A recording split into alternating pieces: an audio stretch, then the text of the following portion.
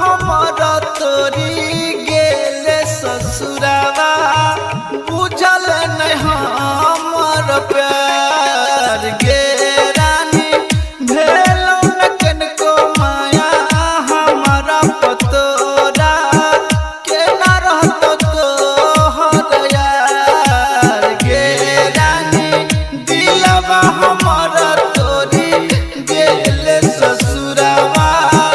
बुझल नहीं हमर प्यार। DJ good Madhubani, DJ good Madhubani, DJ good Madhubani, DJ good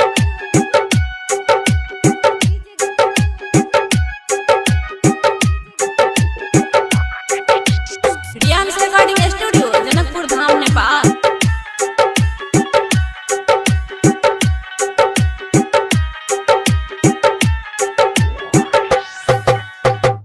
कहने जरा है वादा से हो तोरा देले केहन रहो तो हर विचार के जान गे कहने जरा है वादा से हो तोरा देले केहन रहो तो हर विचार गे रानी मीठी मीठी बतिया याद आबो तोहर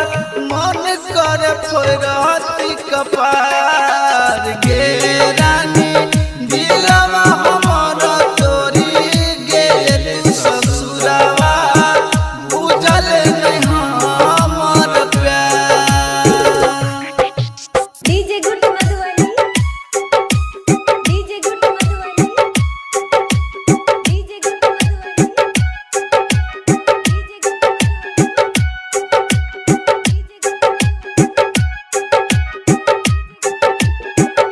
रियांस रिकॉर्डिंग स्टूडियो जनकपुर धाम नेपाल।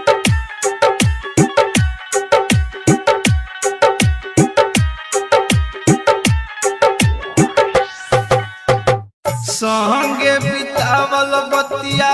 बड़ा याद आवे मन करे पियती जहर के जान गे संगे बितावल बतिया बड़ा याद आवे